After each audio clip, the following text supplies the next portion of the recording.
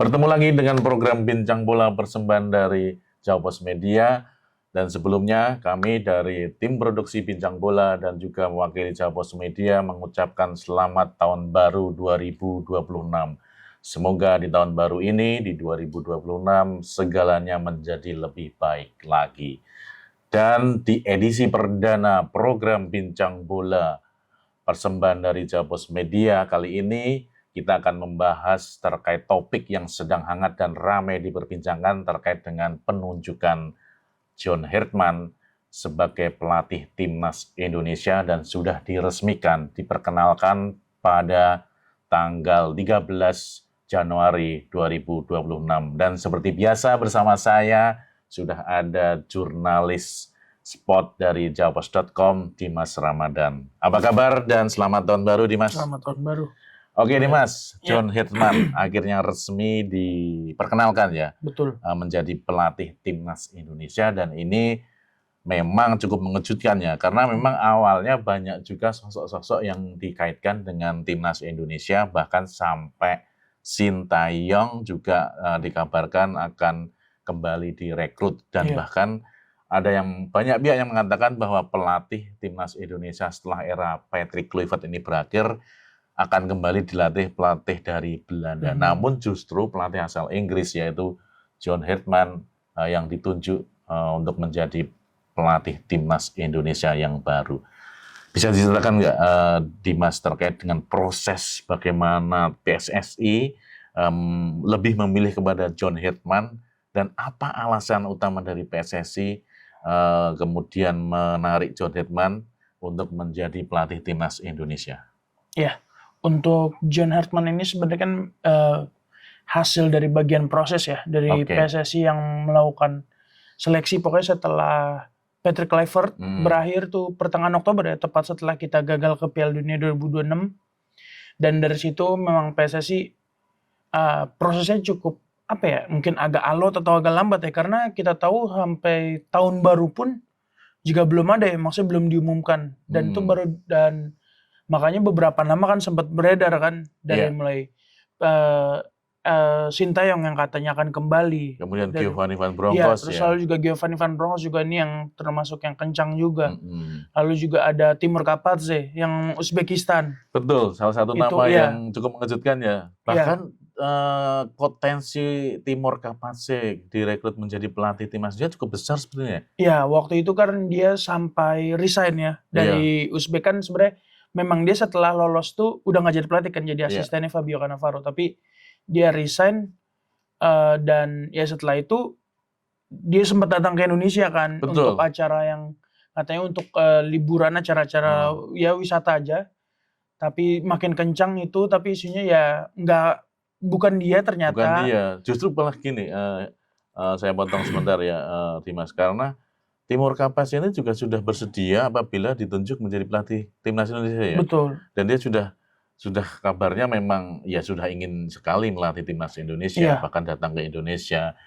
Dan kemudian mengerucut kepada satu nama Timur Kapadze ini cukup gede, dan bahkan orang mungkin masyarakat Indonesia sudah berpikir bahwa Timur Kapadze adalah pelatih Timnas Indonesia untuk menggantikan Patrick Kluivert, tapi faktanya memang berbeda ya. Betul, memang itu waktu itu besar banget ya, karena apalagi dengan dia resign terus dia datang ke Indonesia dan pencapaian yang di Uzbekistan, ya semua berpikir mungkin dia ini itu, tapi ternyata bukan. Ya udah, akhirnya malah pada saat yang sama itu PSSI bilang, waktu itu ada 2 exco kan, bersama dengan Dirtek. Waktu itu exco-nya adalah Pak Muhammad dan juga Pak Henry, Henry Irawan bersama dengan Dirtek Alexander Zwiers. Itu ke Eropa yang wawancara, dan di situ sudah jelas sudah bukan Kapadze, karena Kapadze sendiri lagi di Indonesia kan. Dan waktu itu kalau nggak salah ada 5 kandidat yang sampai saat ini juga nggak ketahuan siapa sih. Tapi memang mengerucut jadi 2, dan 2 itu adalah Giovanni Van Bronckhorst dan satu lagi ya yang sekarang ini ya, John Herdman. Nah, Giovanni ini mungkin situasinya kan dia masih aktif ya di Liverpool dengan Arne Slot, dan Herdman ini yang menganggur setelah di Toronto di Amerika. Sudah lepas. Jadi ya mungkin dengan kesediaan opsi yang tersedia, dan juga Herdman-nya kita tahu rekam jejaknya juga sebenarnya nggak buruk juga. Betul. Dia pernah dia mungkin lebih awalnya itu lebih berpengalaman di sepak bola putri ya, karena sempat di Selandia Baru, lalu ke Kanada, sebelum akhirnya 2018 tuh di Kanada putranya ya, yang akhirnya bikin sejarah lolos ke Piala Dunia setelah belasan tahun atau mungkin udah cukup lama itu. Iya, meloloskan ke Piala Dunia Piala Dunia 2022 ya. di Qatar itu, Iya. dan ya dari situlah namanya mulai harum dan ternyata memang masuk ke radar Indonesia dan akhirnya diresmikan.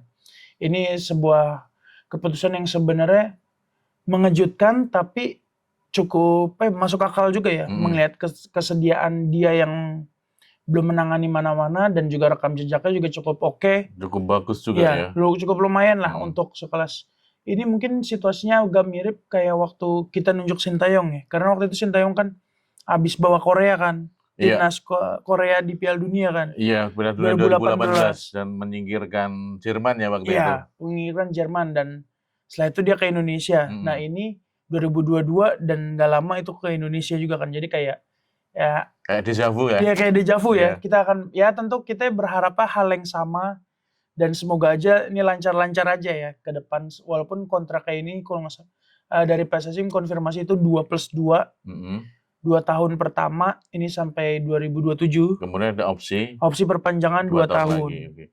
Dan memang target utamanya tentu adalah meloloskan Indonesia ke Piala Dunia ya. Betul. Terdekat adalah 2030 ya. Setelah 2026 kita gagal lolos ya. Nah ini mungkin DNA dari Hetman ini yang sudah meloloskan timnas Kanada ke Piala Dunia 2002, kemudian sebelumnya rekam jejak si Sintayong meloloskan Korea ke Piala Dunia 2018 dan menciptakan sejarah di sana, mengalahkan Jerman ya waktu itu 2-0. Ini yang mungkin oleh PSSI ya terutama diharapkan bisa terulang ke sosok yang Jod Hetman ini ya, bisa meloloskan Indonesia ke Piala Dunia 2030. Namun hal yang menarik ini, Dimas, mungkin nanti bisa dikoreksi kalau saya kurang tepat ya. Gaji dari John Hetman ini kabarnya lebih kecil dari pelatih-pelatih sebelumnya ya, yaitu dibandingkan dengan Patrick Kluivert, kemudian Sintayong, juga ada dibandingkan dengan Luis Milla ini bahkan lebih kecil. Nah, mungkin bisa di-spill nggak nominal gaji dari Hetman ini selama setahun dibandingkan dengan pelatih sebelumnya, dan alasannya kenapa dengan gaji yang lebih kecil ini Hetman kemudian bersedia melatih timnas Indonesia. Ya, untuk gaji ini sebenarnya kalau dari PSSI kan nggak pernah mengungkap ya, tapi beberapa dari sumber media asing bahkan Kanada sendiri sempat beredar kabar tuh gaji Hetman itu hanya sekitar 670 juta per bulan. Per bulan 670 juta. Ini jumlahnya sangat dibilang hampir setengahnya dari pelatih sebelum-sebelumnya ya. Karena kalau kita ingat perbandingkan dulu dengan Sintayong misalnya, ini Sintayong ini kan dua kali periode kan. Yang pertama 2019 sampai 2024 itu dia itu 1,1 per bulan, per bulan. 1,1 miliar per bulan. Lalu di periode kedua pas perpanjang kontrak itu mencapai 1,9, itu sangat jomplang banget. Lebih 2 kali lipatnya tuh 1,9. Kemudian dengan Patrick Kluivert juga ini 1,3 sampai 1,5. Ini juga lumayan gede juga kan. Dan hampir selisihnya setengahnya tuh ya. Lebih, dan terus juga bahkan dengan Luis Milla pun waktu itu sekitar 1 sampai 2 miliar di per bulan. Jadi memang jadi dari 3 pelatih asing sebelumnya ini memang ternyata ini hampir setengahnya nih secara gaji. Nah, ini yang menarik, dan kalau dari alasan kemarin Hetman ngomong itu memang dia ingin dia menyukai tantangan baru sih, melihat Indonesia menurut dia tuh punya potensi besar. Karena dengan keseriusannya dari PSSI, mungkin dengan ada naturalisasinya yang beberapa udah ada dan masih ada opsi lagi nambah, dan juga pemain lokalnya, pencapaian kemarin juga jadi patokan. Jadi hal itu yang membuat kayak Hetman milih Indonesia nih, walaupun sebenarnya dia kabarnya sempat diincar dengan Jamaika, Honduras dengan beberapa negara, tapi dia akhirnya tetap milih Indonesia. Itu sih yang jadi menarik, dan ya kita mungkin cukup excited juga ya sebagai penggemar Garuda, kayak nih Hetman dengan secara gaji lebih murah, rekam jejak oke, betul. pengalaman bagus ya itu yang kita Iya. harapkan bagaimana dia ke depan. Secara apa ya, cost tentunya di PSSI sudah jadi lebih irit ya Iya dalam tanda betul, kutip dalam ya, tanda kutip karena irit. secara gaji memang kabarnya memang hampir separuh lebih kecil dibandingkan pelatih-pelatih sebelumnya. Betul. Namun rekam jejak dari Hitman ini memang kelas dunia Iya, sebenarnya, nggak bukan sembarangan kaleng-kaleng juga. kan, ya nggak sembarangan, dan tentunya ini yang diharapkan ya prestasi yang pernah diciptakan atau diraih oleh Hitman ini bisa menular ke timnas Indonesia. Nah, target yang paling dekat yang dibebankan oleh PSSI ke Hitman ini apa nih, Kim? Untuk target 2027 ya, masih ada Piala Asia. Oke. Ini yang Piala Asia kan kita nggak perlu kualifikasi karena kemarin Betul. sudah lolos ke putaran ketiga ya, Piala Dunia. Jadi itu 2027 target itu adalah 8 besar. 8 besar ya? Iya, ini melebihi pencapaian kita terakhir ya di 2023 ya. 2003 lolos 16 besar kan, ya? lolos dari fase grup itu kan sejarah tuh Oke, pertama iya. kali. Dan ini dicoba targetnya adalah melebihi itu kan. Dengan waktu ya dengan 2 tahun lah ya. Sekarang setahun, di tahun ini aja ada FIFA Series itu di bulan Maret, lalu juga ada Piala AFF dan beberapa FIFA Matchday kan dari bulan Juni, Agustus dan lain-lain sampai November. Ini rasanya kalau mulus cukup ya. Kita melihat dengan rangkaian waktunya sendiri, dengan John Hartman apalagi dia juga terbuka untuk nyari potensi lain ya, baik di dalam maupun luar negeri. Terutama untuk pemain yang diaspora ya? Iya, diaspora. Selama bisa eligible buat FIFA ya, dia terbuka untuk itu. Rasanya bukan hal yang nggak mungkin sih buat di 2027 ini. Oke. Itu untuk 2 tahun pertama ya, sesuai kontraknya kan 2 tahun dulu. Nah, yang sebenarnya kita timnas Indonesia itu punya agenda paling dekat di 2026 ini adalah Piala AFF ya? Iya, betul. Itu di bulan Juli, Agustus. Oke, namun memang PSSI dan Hitman sendiri sudah menegaskan bahwa tim yang akan bertanding di Piala AFF adalah lapis kedua ya? Iya.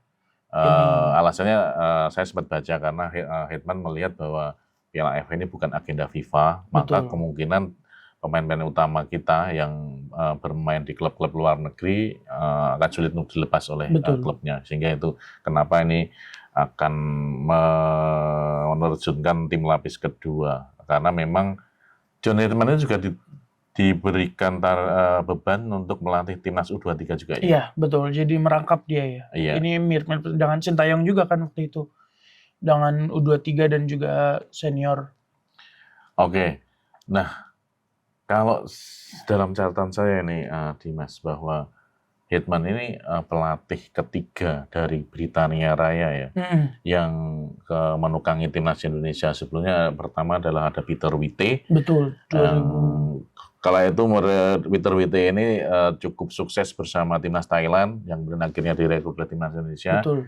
Kemudian ada Simon McManamy ya, yang sebelumnya melatih Filipina, kemudian ditarik timnas Indonesia. Dan dari 2 nama sebelumnya yang dari Britania Raya ini, yang cukup berhasil adalah Pieter Witte, mengantarkan timnas Indonesia menjadi runner-up Piala AFF ya. Dulu waktunya Piala Tiger ya. Tiger Cup ya, masih itu 2004 ya. 2004 itu. Iya, benar. Dan kemudian Simon McManamy bisa dikatakan kurang terlalu bagus ya, karena pencapaiannya tidak sesuai yang dikehendaki oleh PSSI, dan akhirnya durasi kepelatihannya juga singkat ya. Iya, dia itu di peralihan ya, antara Luis Milla dengan Sintayong.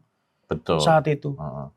Nah, dengan berkaca dari 2 pelatih asal Britania Raya sebelumnya, sebenarnya sekarang ini ya, karena banyak pemain-pemain yang bermain di Eropa dan bahkan juga terutama punya darah keturunan Belanda, gaya melatih Inggris ini yang akan diterapkan oleh Hitman ini cocok tidak untuk timnas Indonesia saat ini?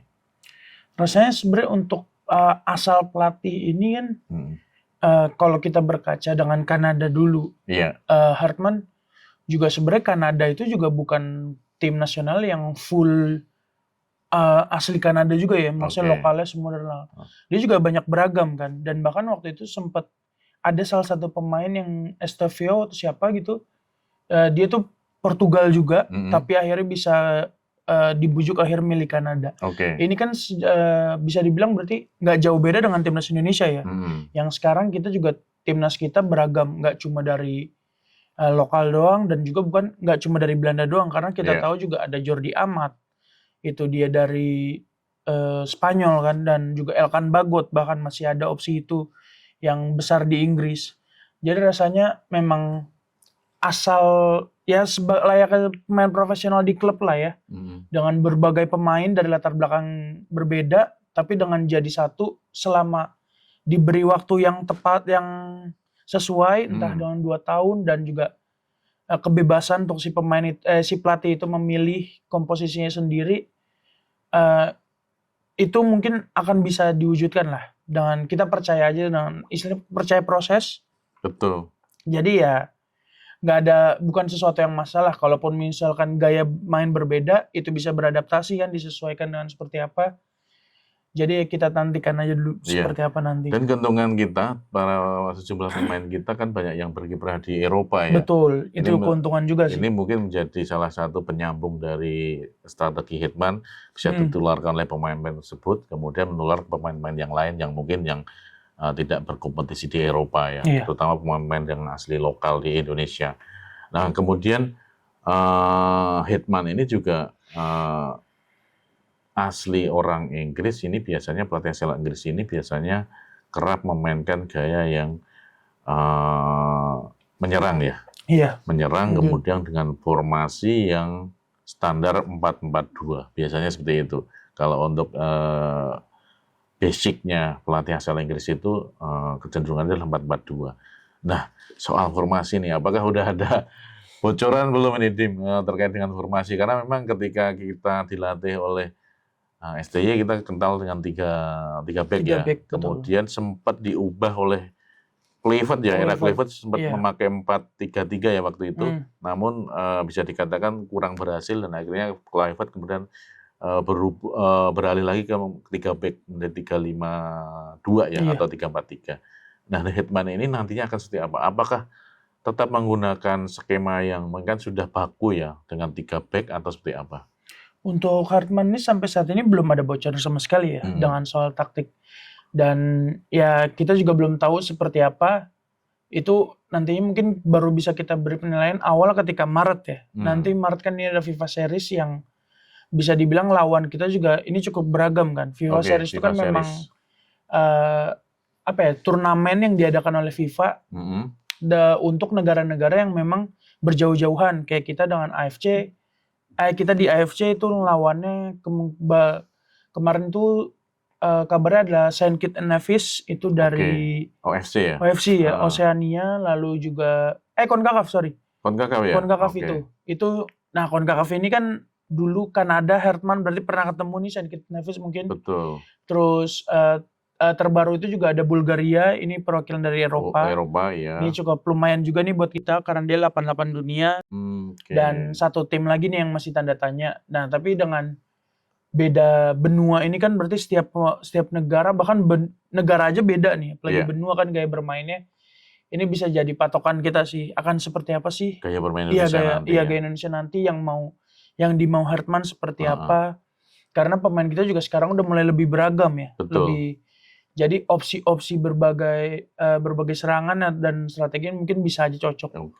Asal ada waktunya itu tadi sih sebenarnya. Iya, dan kalau melihat dari ketika Hitman ini melatih timnas Kanada, strategi atau taktik formasi 4-4-2 menjadi andalan dia ketika waktu di Kanada. Tapi ya lagi-lagi itu akan dilakukan oleh Hitman di Indonesia atau tidak, tergantung nanti bagaimana cara pendekatannya ya. Betul. Karena memang tiap negara tentu akan berbeda dengan negara yang lainnya terkait dengan skema yang akan dimainkan. Terutama terkait dengan kemampuan potensi lokalnya itu mereka seperti apa kan. Bisa menjawab dengan formasi apa akan berbeda kan tentunya itu. Nah, terkait dengan ini, Tim, ini Hitman tentunya kan juga dibantu oleh beberapa sosok lain ya yang menjadi asistennya. Ini cukup menarik ya. Apakah ada nama-nama lokal yang sudah mencuat atau seperti apa sosok-sosok yang akan membantu John Hitman ini nanti? Nah, untuk asisten lokal ini Hartman sendiri datang nih kayaknya kemungkinan nggak seperti Peter Kluivert ya, yang dengan gerbongnya Belanda. Bahkan dari awal pengumuman aja udah ada 2 sampai 3 asisten kan. Waktu itu ada Alex Pastoor, Danny Lanzat, dan juga Gerald Van den Berg yang sekaligus U23. Tapi kalau Hartman ini dia datang sejauh ini baru 1 asisten pelatih di si Cesar Milan. Ini dia pelatih performa fisik, ini udah sama Hartman dari 2010 ketika dia pertama datang ke Kanada itu. Berarti udah kayak dynamic duo Iya, ya. dynamic duo-nya kayaknya nih. Nah, dari PSSI juga bocorin kemungkinan ada 1 atau 2 lagi asing, sisanya baru tuh lokal diserahin semua. Nah, ini yang menarik sebenarnya karena ya walaupun kita belum tahu sih ya lokalnya siapa. Kalau menurut penuturan PSSI, BTN kemarin Pak Sumarji bilang pelatih-pelatih lokal di baik Liga 1 atau Liga 2, Super League, Championship itu akan didata buat diwawancara dan nanti yang akan memilih langsung adalah Hartman sendiri. Oh gitu, jadi memang langsung diberikan tupoksinya kepada Hartman untuk silahkan memilih sendiri nama-nama pelatih lokal yang menjadi asisten dia ya. Ini mungkin prosesnya mirip dengan Patrick Kluivert kemarin ya, yang diberikan wewenang untuk gimana nih milih mau yang mana, tapi saat itu kan Kluivert nggak memilih lokal ya, hanya milih 1 Sophie Imam tuh sebagai asisten fisik ya. Oh gitu. Tapi di taktik, teknik dan lain-lain nggak ada kan. Nah ini di sini mungkin akan berbeda ya. Dan juga kalau kemarin juga ngobrol pelatih lokalnya beberapa opsinya ya sebenarnya yang kemarin juga kayak Zulkifli Syukur, terus Kurniawan, dan mungkin ada Ricardo Salampesi juga yang sempat ramai juga ya. Dia tuh pernah di Persipura. Jadi ya pelatih-pelatih yang mungkin dulu mantan pemain legenda kita juga ya. Jadi lebih cocok lah. Mirip-mirip kayak waktu Nova Arianto kan dinaikin jadi asisten. Dan Nova juga salah satu legenda timnas Indonesia juga kan. Dan diharapkan ya mengikuti jejak Nova lah yang sekarang udah akhirnya megang U20 tetap. Dan jadi memang saya rasa dengan pelatih-pelatih lokal ini dibantu pelatih lokal justru akan lebih secara fusionnya juga akan menyatu ya. Betul. Karena di satu sisi pelatih lokal ini yang paham tentang kultur sepak bola di Indonesia dan kemudian bagaimana nanti John Hartman bisa melakukan atau memberikan taktik yang terbaik ya akan dibantu oleh pelatih elaborasi dengan pelatih-pelatih lokal ini. Ya, tentu kita harapkan bahwa John Hartman ini bisa memberikan hal yang baru juga ya. Betul. Dan penunjukannya juga masih di tahun baru ya, di Januari 2026 ini. Nah, Dim, ada beberapa hal yang mungkin yang akan saya tanyakan terkait dengan Hartman ini. Yang pertama adalah langkah yang terbaru atau yang mungkin yang sebelum nanti FIFA Series ya di Maret nanti, apa yang akan dia lakukan untuk melihat, memantau atau untuk potensi-potensi pemain timnas Indonesia. Tentu kalau yang pemain-pemain yang sudah kemarin sering bolak-balik masuk timnas ya, itu mungkin pasti akan dipanggil. Nah, apakah ada nama lain yang akan dipantau ini dan cara Hartman-nya nanti yang seperti apa? Iya, kalau dari Hartman sendiri kemarin ketika konferensi pers itu dilihat dari cara dia menjawab dan menjelaskan nih cukup meyakinkan banget ya, karena dia itu bilang katanya waktu dari Natal itu dia sudah menghubungi beberapa pemain, bahkan dia ngakunya itu 60 pemain termasuk Kapten Jesus. Ini yang menarik karena memang saat Natal itu opsinya udah mengerucut dan potensinya dia cuma memang belum diumumkan. Dan langkah dia sudah menghubungi pemain walaupun mungkin sekadar mengucapkan Natal dan lain-lain. Ini bisa patut diacungi jempol juga karena berarti memang dia seniat itu nih buat jadi pelatih timnas nih dengan dia coba mendekati pemain dari sebelum pengumuman.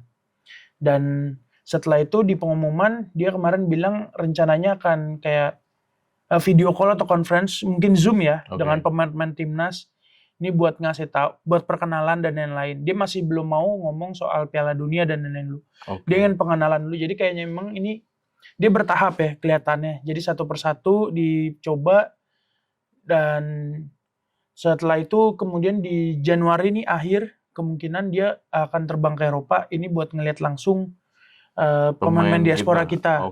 Dan bahkan juga nggak menutup opsi buat nyari pemain baru.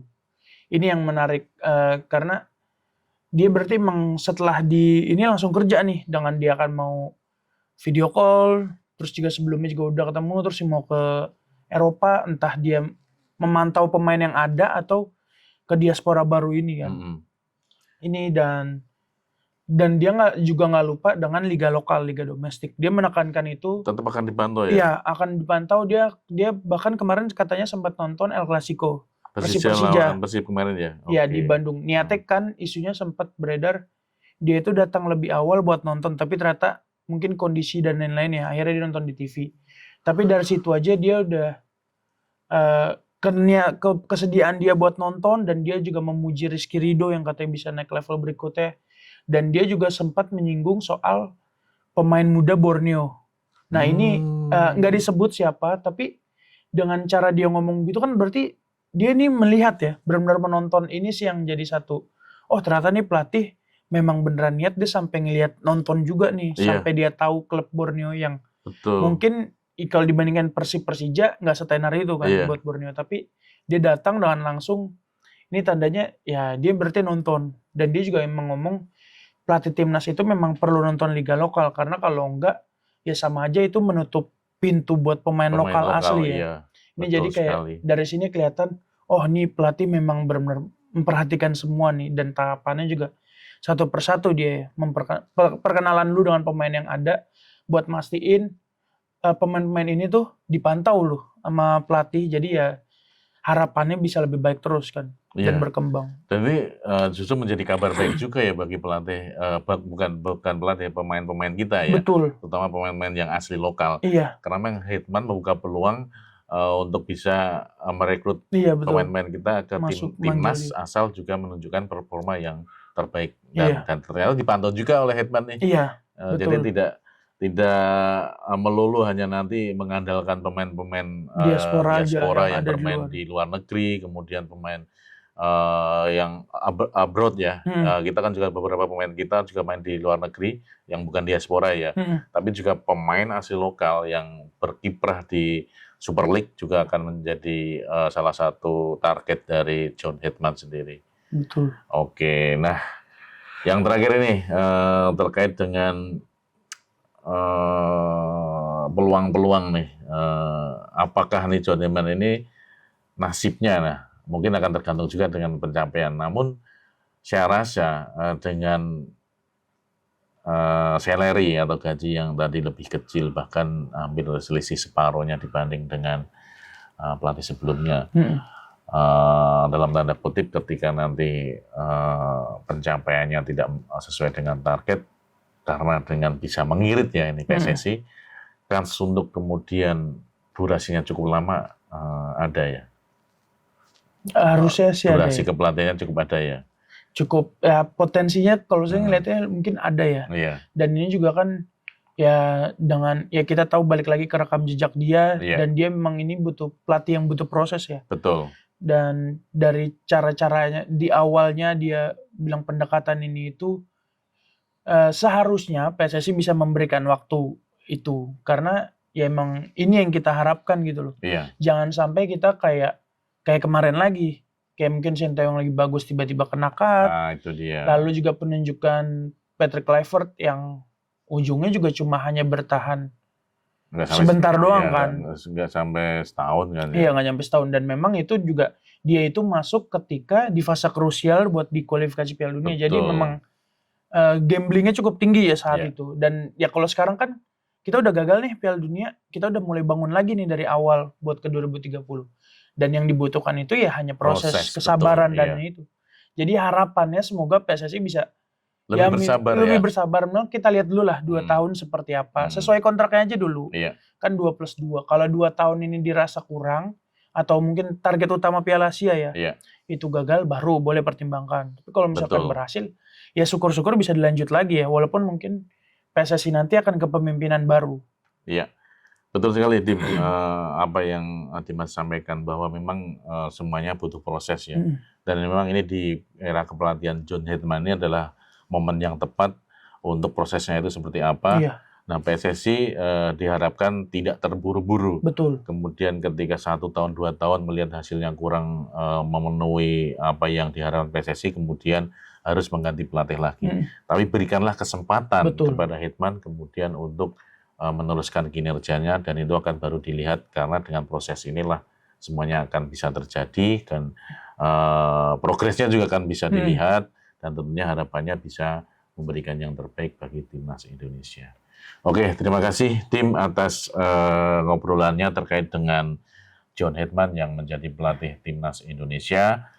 Dan kita semua berharap bahwa di era pelatihan Hetman ini timnas Indonesia juga menjadi lebih baik lagi, dan potensi lokal kita juga bisa terakomodir ya di timnas Indonesia, karena memang banyak sekali potensi pemain muda di Indonesia, dan juga tentunya apa yang dilakukan PSSI menjadi langkah tepat agar timnas Indonesia kembali berjaya dan target untuk bisa menuju Piala Dunia 2030 terpenuhi. Terima kasih pemirsa setia Jawa Pos Media. Demikian program Bincang Bola dengan edisi John Hetman di edisi perdana tahun 2026 ini. Sampai jumpa lagi dalam program Bincang selanjutnya, dan tetap semangat, salam olahraga.